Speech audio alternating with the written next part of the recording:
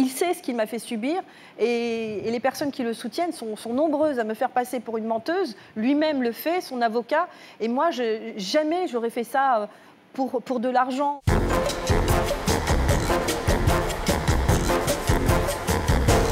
maintenant, mesdames, messieurs, on passe à notre terrienne du samedi soir.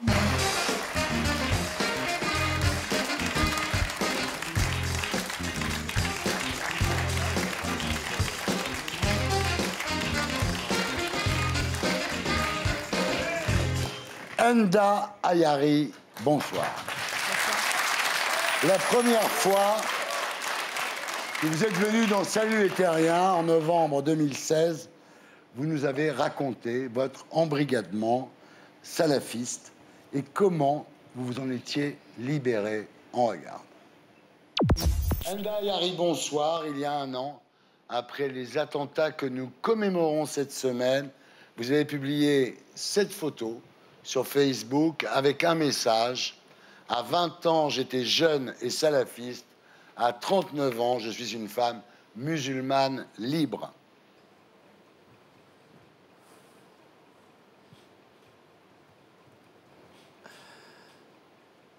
Bonsoir. Bonsoir. Bonsoir.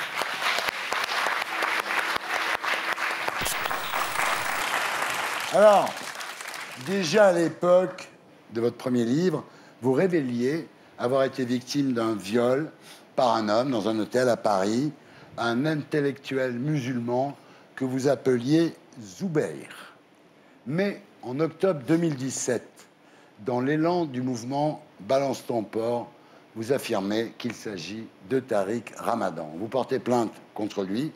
Cette histoire, vous la racontez aujourd'hui dans un livre intitulé « Plus jamais voilé, plus jamais violé », publié aux éditions de l'Observatoire et dans Salut les Terriens.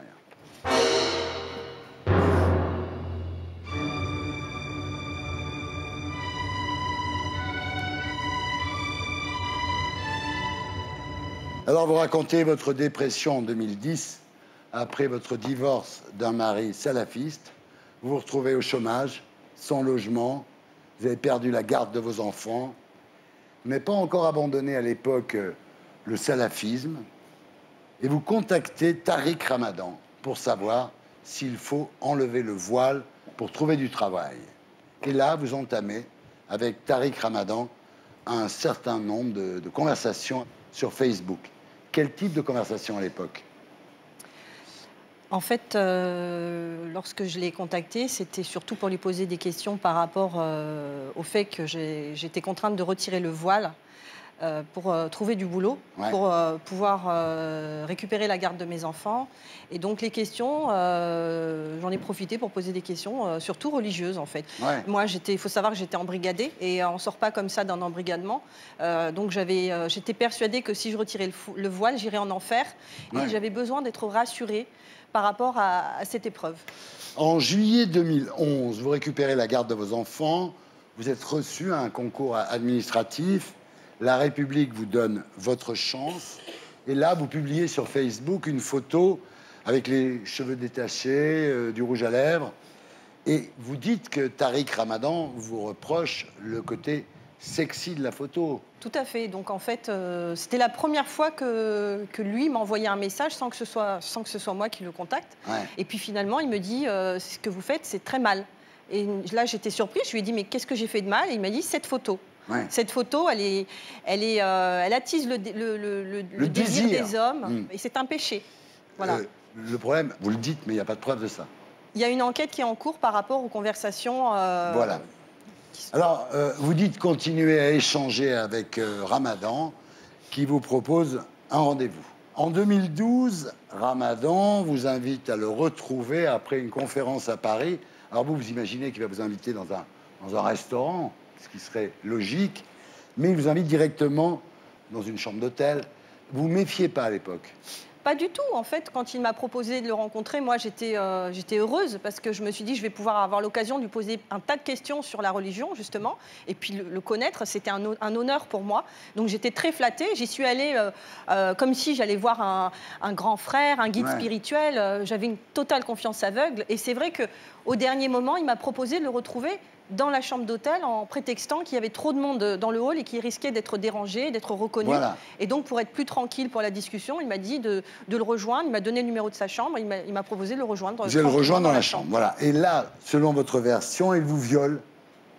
Et il vous laisse un peu d'argent pour payer le taxi. C'est-à-dire qu'il vous considère un peu comme une prostituée. Voilà, donc en fait, ce qui s'est passé à ce moment-là, c'est que pas longtemps après que je sois rentrée dans la chambre, en fait, il m'a embrassée. Alors là, je me suis laissée faire et puis finalement, après, ça a été très rapide et très violent, très, très violent. Et en fait, il dit que vous n'étiez pas habitué à ce genre de sexualité, mais que c'est une forme de sexualité. Tout à fait. En fait, ce qui s'est passé, c'est qu'il m'a reproché de me comporter comme une petite fille. En fait, quand il m'a vu pleurer parce qu'à un moment, il m'a étouffée, il m'a étranglée fort, il m'a tiré les cheveux, il m'a violentée. Et finalement, j'avais l'impression qu'il était habitué à faire ce genre de choses. Mais moi, c'était la première fois qu'on me faisait subir ce genre de choses. Alors après ça, vous continuez à entretenir des échanges sexuels épistolaires avec Ramadan.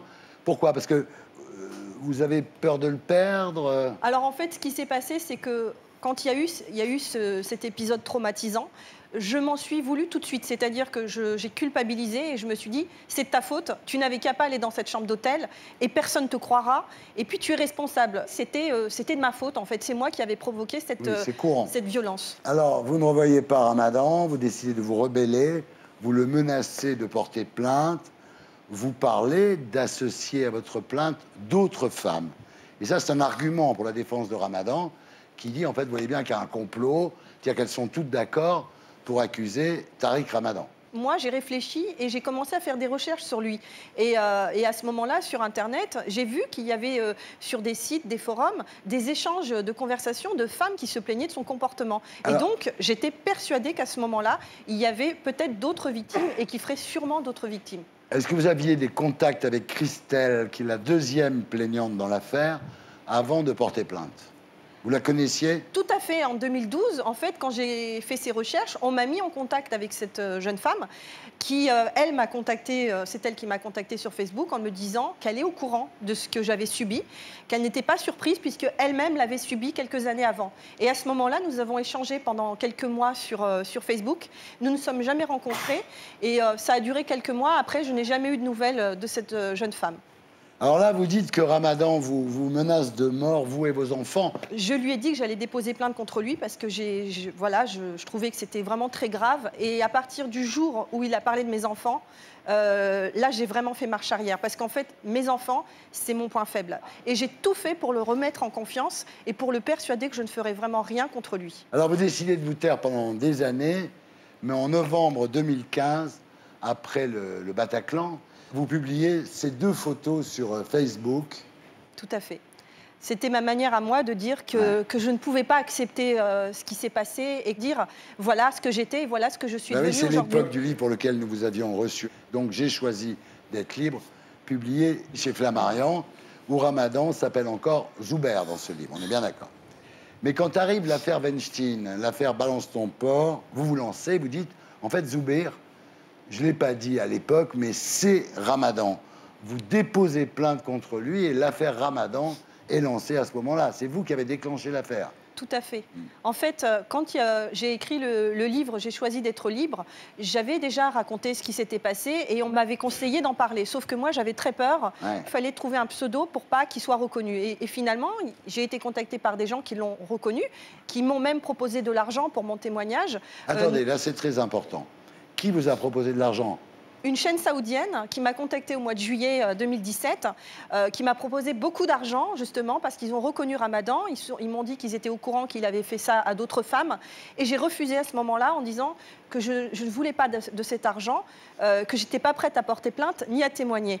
Et quand il y a eu l'affaire Weinstein, j'ai eu comme un déclic, en fait, parce que je me suis dit, mais si ces femmes le font et nous conseillent de le faire, peut-être qu'il faut que je le fasse, peut-être que c'est le moment ou jamais, et que je n'aurai jamais d'autres possibilités qu'à cet instant. Et c'est pour ça que j'ai parlé. Tariq Ramadan nie le viol, évidemment. Il vous a bien rencontré, dit-il, mais au Bourget, après une conférence. C'est faux, totalement faux. Je ne suis pas allée au Bourget. D'ailleurs, dans sa déposition, il dit même que je portais le voile quand il m'a rencontrée, ce qui est totalement faux, puisque quand il m'a rencontrée, déjà, je ne portais pas le voile. Je postais des photos sur Facebook sans le voile, justement. C'était la période où j'avais vraiment commencé à retirer le voile. Alors, en revanche, vous recevez à l'époque des dizaines de témoignages de femmes disant avoir été victimes de Tariq Ramadan, à commencer par une dénommée Christelle, donc qui porte plainte. Elle est handicapée, cette femme. Elle a des béquilles et elle raconte que Ramadan a donné un coup de pied dans ses béquilles pour qu'elle tombe par terre avant de la sodomiser, de la violer avec un objet et de lui uriner dessus. Voilà, voilà ce que raconte Christelle. Hein. Oui. Alors, évidemment, à ce moment-là, la défense de Ramadan produit un billet d'avion en disant « mais il n'était pas là ce jour-là, il ne peut pas avoir fait ça ». Sauf que il n'a pas pris l'avion ce jour-là. Alors, Tariq Ramadan, à ce moment-là, est mis en examen. Il est incarcéré à l'hôpital pénitentiaire de Fresnes parce qu'il est malade. Il a la sclérose en plaques. Donc il dit « j'ai besoin de sortir pour me soigner ». L'administration lui répond « non, on va vous soigner à l'hôpital pénitentiaire de Fresnes ». Voilà. Et il est toujours en prison, malgré les demandes répétées de ses avocats. Tariq Ramadan, bien sûr, qui est présumé innocent. On est bien d'accord. Alors depuis, il y a eu de nouvelles plaintes. Il y a une escort girl qui est citée aussi, malheureusement pour elle, dans l'affaire du Carlton à Lille, l'affaire DSK. Je la trouve doublement courageuse parce qu'avec un parcours aussi difficile que le sien, Ouais. Pour qu'elle trouve la force et le courage de parler aujourd'hui, c'est que vraiment, elle a dû vraiment souffrir, beaucoup souffrir avec cette personne. Il y a une Américaine aussi qui porte plainte par téléphone. Elle appelle l'administration française des États-Unis en disant « j'ai été violée par Ramadan ». Voilà. Il y a une Suissesse aussi, mais là, tout ça est en train d'être étudié. Donc on ne peut pas trop en parler parce que c'est en cours. Voilà. Pour vous, Enda, la vie est devenue un enfer, j'imagine, non? Oui. Je savais que ce serait difficile, mais je ne pensais pas que ce serait aussi violent. C'est très difficile parce que vous êtes obligé de sortir déguisé avec un chapeau ou un bonnet, des lunettes noires. Ensuite, on crève les pneus de votre voiture. On met des excréments devant votre voiture. Oui, on m'a tout fait. Sur les réseaux sociaux, vous savez qu'on vous accuse d'être financé par le Mossad, qui sont les services secrets israéliens. Alors, le Mossad, il vous donne combien? Rien. Rien. Rien. C'est faux. C'est totalement faux. Dès le départ, on a dit que j'étais payée par les sionistes. Et lui-même l'a dit sur sa page Facebook. Très rapidement, il a partagé une publication en disant que je reversais 5% des ventes de mon livre à une association israélienne. Donc, ça a fait le tour des réseaux sociaux. Et je me suis retrouvée avec des centaines, des milliers de messages de personnes qui m'ont insultée, menacée de mort. Les haters ne vous ménagent pas sur les réseaux sociaux, c'est clair. Non, non. Et on me fait passer pour une menteuse, pour une mytho, pour une nymphomane. On a même dit que j'étais une ex-prostituée, ce qui est totalement faux. On m'a fait vraiment du mal. Est-ce que vous avez une protection policière? Non, je n'ai jamais eu de protection policière. J'ai eu des contacts avec la police qui m'ont expliqué que mon numéro de téléphone était classé parmi les numéros sensibles, que si j'appelais, il y aurait une intervention rapide. Mais c'est la seule chose qui est concrète. D'accord. Voilà. Alors, ce qui est pire, c'est que votre maman a décidé de se voiler parce qu'elle a honte de vous. Tout à fait. Donc, en fait, ma famille m'a bannie. Je ne suis plus en contact avec les membres de ma famille. Malheureusement, en fait... Votre père ne vous parle plus, votre fils aîné non plus. Il vous reste votre fille de 16 ans et votre fils de 13 ans. Voilà. C'est ça. En fait, je fais honte. Je fais honte. On a dit que que le fait que je dénonce un violeur, que c'était quelque chose de honteux. Et aujourd'hui, moi, j'ai peut-être brisé un tabou. Mais ça a commencé, cette histoire, avec votre mère. Vous avez 9 ans. Il y a quelqu'un qui vous commence à faire des attouchements, et votre mère, au lieu d'engueuler le mec, elle vous engueule vous, en vous disant « c'est toi qui l'as excité ». Vrai ou pas? Tout à fait. En fait, c'était mon cousin. C'était l'été de mes 9 ans. Il a fait une tentative de viol sur moi pendant que je faisais la sieste. Et donc, moi, je me suis réveillée. Heureusement, il n'a pas eu le temps de me violer. Quand j'ai été voir ma mère et mes tantes, ma mère m'a giflé et elle m'a dit « c'est toi qui l'as provoqué ». Et elle m'a insulté de pute à partir de ce jour-là régulièrement. Voilà. Alors, moi, je ne doute pas a priori, évidemment, de votre sincérité. Pourquoi le ferais-je? Mais le 24 mai dernier, au sujet de votre viol par Tariq Ramadan, vous avez dit, en fait, je me suis trompé, c'est une autre date, c'est un autre lieu. Voilà. Tout à fait. Et en fait, vous étiez un petit peu obligé de faire cette mise à jour parce que quand on vous demande de décrire la chambre où vous avez été violé, la description est un petit peu erronée. Qu'avez-vous à répondre à ça? Comment, quand on est violé dans un hôtel, on peut dire c'était pas dans le 15e, finalement c'était place de la République? Pour moi, c'était pas clair. Ça faisait 5 ans. Je ne savais pas, durant 5 ans, si un jour je porterais plainte. Moi, j'ai vécu un événement qui m'a traumatisée, qui m'a bouleversée. Et c'est vrai que je suis une personne qui a un instinct de survie depuis mon enfance, parce que j'ai été une enfant maltraitée. J'ai été une femme battue. Voilà. Par votre mari, c'est la fille. Voilà, et une enfant maltraitée par ma mère. Et donc, depuis très jeune, j'ai toujours été une personne qui va de l'avant. C'est-à-dire, pour m'en sortir, c'est d'essayer d'oublier le mal pour avancer vers l'avenir et construire. Et donc, c'est vrai qu'à partir du moment où il y a eu ce qui s'est passé avec lui, lui-même m'a dit, il faut que tu oublies ce qui s'est passé, tu te concentres vers ton avenir professionnel. Et c'est ce que j'ai fait. Donc, ce que vous dites aujourd'hui, c'est que si vous ne vous souvenez pas de l'hôtel, c'est parce que vous l'avez enfoui d'une certaine façon. Voilà, et à un moment donné, il a fallu que je porte plainte pour me libérer.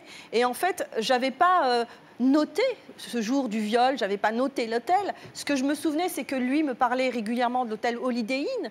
J'ai donné tout ce dont je me souvenais aux enquêteurs. Et à partir du moment où j'ai vu les juges, il y a des choses qui n'étaient pas claires pour moi au niveau des dates. J'avais donné une date de mémoire, c'était le printemps 2012. Alors j'avais dit mars, après j'avais dit peut-être avril. Et puis finalement, quand je suis rentrée chez moi, j'ai passé toute une journée à faire des recherches dans mes papiers. Et je suis tombée sur un agenda de 2012. D'accord. Et sur cet agenda, il y a noté une date avec une adresse que j'ai immédiatement donnée aux juges en leur disant... ça doit être ce jour-là. Donc en fait, c'est une précision, ce n'est pas un changement de version, c'est simplement une précision justement pour essayer d'éclaircir l'enquête et surtout de faire éclater la vérité. Vous comprenez que la défense de Ramadan en profite, évidemment. Tout à fait. Tout à fait. Alors, ça a quand même obligé cette histoire, Tariq Ramadan, à reconnaître qu'il avait commis des infidélités, ce qui est nouveau. Parce que quand on écoute Tariq Ramadan, en fait, c'est toujours le type qui trompe pas sa femme, qui est super sérieux, etc. Là, on voit quand même que ce n'était pas le mec le plus fidèle du monde. Déjà, c'est un point. C'est une victoire, déjà. Tout à fait. Il ne faut pas toujours se fier aux apparences. Les personnes qui prônent la moralité, la vertu et qui, en plus, prônent un moratoire sur la lapidation pour les personnes adultères, lui-même, dans sa vie personnelle, n'est pas le meilleur exemple, on va dire. Voilà, ça, c'est une chose. Même, en même temps, infidélité ne veut pas dire viol, on est bien d'accord. Tout à fait. Bon. Alors, la prochaine étape, c'est la confrontation. Vous êtes d'accord pour une confrontation avec Ramadan, j'imagine? Bien sûr, et c'est très important parce que moi, ce que je souhaite, c'est qu'il reconnaisse ce qu'il a fait. Il sait ce qu'il m'a fait subir.